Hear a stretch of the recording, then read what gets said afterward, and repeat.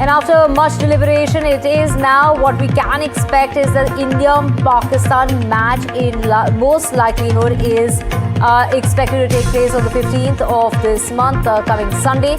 And while it's the Emirates and, of course, the Emirates Cricket Board that's written to Pakistan after the Sri Lanka board. Now, do remember that Pakistan, that they had helped when the PCB needed support. So, Pakistan needs to stand up for the associate nations is what is being said. So, this cricket row between India and Pakistan that has erupted over so many days, much deliberation, many back and forth that we have heard. Preeti Dahiya, my colleague, joining us.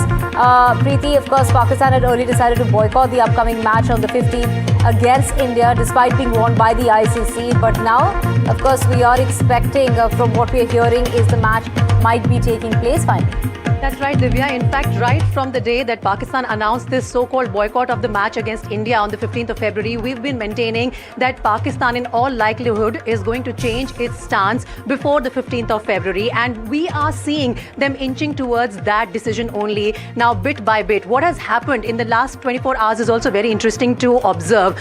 The latest development is that the Emirates Cricket Board has written to the Pakistan Cricket Board telling them to honor the associate nations also of the ICC. Earlier, it was the Sri Lanka Cricket Board which had written to PCB, reminding them about the relations that Sri Lanka has had with Pakistan when it comes to cricket ties between the two countries, reminding them that Sri Lankan cricketers have travelled to Pakistan even when they were attacked by terrorists in Pakistan. So now it was time for Pakistan to pay back the favour by honouring this match between India and Pakistan, which is anyway slated to take place in Colombo. It's not happening in either of the two countries. So there was no reason for Pakistan, first of all, to quit this match. And in the last 24 hours, there have been a series of meetings that have taken place in Lahore between the PCB, the Bangladesh Cricket Board and the ICC. All the delegates were present in Lahore, and at the end of it, what we are learning is that Pakistan Cricket Board is going to ultimately decide to play against India, but that is subject to a few conditions that they have laid down in front of the ICC. One of the conditions, remember, they are anyway going to use it as a bargain chip. So one of the conditions is that the PCB is pushing for a compensation for the Bangladesh Cricket Board, despite the fact that it was Bangladesh which was shown the door to exit the T20 World Cup because they were not ready to play in India, and the ICC was not ready to grant them their matches in Sri Lanka because there was no reason for them to move those matches to Sri Lanka, and it would have been a logistical nightmare for the ICC to prepare for those things, those arrangements last minute. The other demand is a participation fee, the demand for hosting rights of an ICC event. As far as I know, the next ICC event that the PCB is going to host is only in 2028. So they have also used this opportunity to get more ICC events in their country, and a PCB-BCB meeting happened before this meeting with the ICC was conducted. In fact, now let's go across to our consulting editor, Sports, Boria Majumdar, who has broken this news on NDTV, and he's joining us on the broadcast. So Boria, first of all, let's understand that the latest in this series of drama is the fact that Emirates Cricket Board has written to PCB. What is the likelihood of Pakistan Cricket Board listening to their closest partner? Yeah, the likelihood is pretty strong, Preeti, at this point in time. In fact, what I'm told just now, about a couple of minutes back, is that the Pakistan Prime Minister is supposed to meet Mohsin Naqvi around 2-3 o'clock today. That's what I'm being told, that the decision could even come today. There is a major likelihood, 4 different plans. One, Pakistan will say in the larger interest of the game, they will say UAE has been a board which has been close to them. Sri Lanka has been a board which has been close to them. They have tried to convince the ICC in solidarity with Bangladesh that no sanctions be imposed on the BCB, and that associate member nations would have lost financially. For the larger interest of the game, Pakistan is taking this call of doing a U-turn. That's what is the most likely. I said, so when is the announcement expected? It could be today, it could be tomorrow, but I was told 85% to 90% now is likely that the match will go on. That's a big probability, 85 to 90% of the match going ahead on the 15th of February. Boria, also help us understand that now Pakistan Cricket Board has clearly used this opportunity as a bargaining chip with the ICC. Do we have a clear understanding of what are their demands on the table?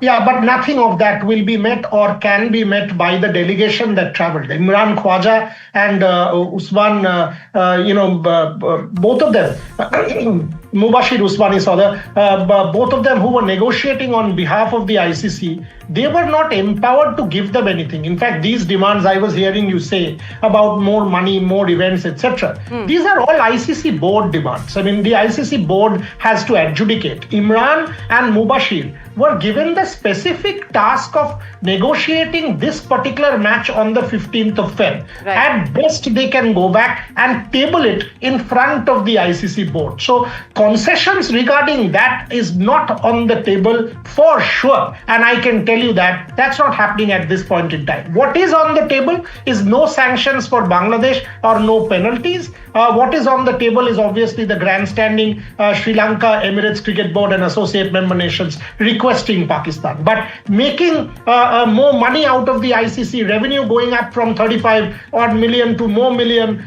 getting one more ICC event, getting Bangladesh an ICC event into 2028. These are kind of things which are not on the table basis yesterday's conversation, because Imran and Mubashir are not empowered to take any such call. Boria, it is quite clear that there is considerable pressure on PCB to reverse their decision to boycott this match against India on the 15th of February. It has come in from all quarters. But it was the Prime Minister of Pakistan who has very vocally announced that Pakistan will not play India. In the light of that, for Mohsin Naqvi to independently take a decision as the head of PCB is not going to be possible. Are we learning that there is a meeting between him and the Prime Minister sometime today, and then only we can hear officially from PCB about their decision? Exactly. And that is precisely why there was no media briefing yesterday.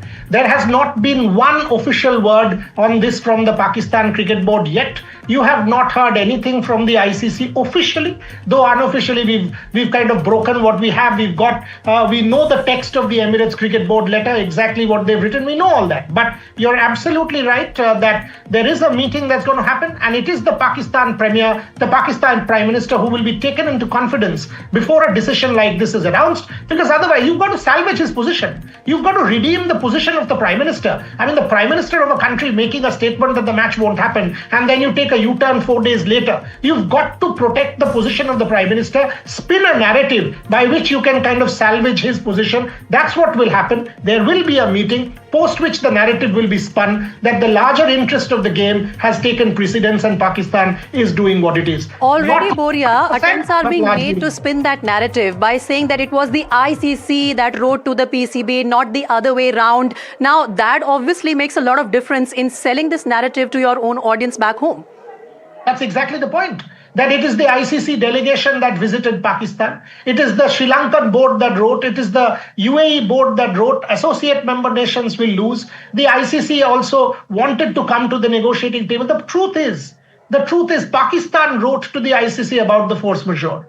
The ICC responded with clear clarity saying, hello, this is not going to work, basis what you've written. You've got to understand that there are legal complications, commercial issues, and other considerations. So yes, they will do the posturing and the grandstanding for the Pakistan home audience and the home electorate. Do not forget that Bangladesh Cricket Board went why? 2 days later is the Bangladesh election. The larger geopolitics of South Asia also has a role here because the elections are on the 12th. So that grandstanding that, look, we stood in solidarity, we protected you from ICC sanctions, no penalties are being imposed because Pakistan fought for you, will also be part of that larger narrative. So this narrative will be spun by which the Pakistan Premier or the Prime Minister's position will be salvaged. And there is no doubt, Boria, that this is going to be a huge embarrassment to Pakistan, because right from the day when they announced that they are not going to play this particular match against India on the 15th of February, we here at NDTV, you and I have had various shows and we've maintained that there will be a U-turn. They have shot themselves in the foot by announcing this. Can you, for the better understanding of the viewer, help us understand how force majeure, which was cited by PCB in its letter to the ICC, cannot be implemented in this particular case, and how a U-turn was always something that they would have to consider, considering the financial implications of this decision? First things first, who loses? Yeah. The BCCI, the narrative that was being spun is Pakistan is going to hurt India. Sorry. India's net worth, net earnings stand at 18,500 crores. 18,370 to be exact.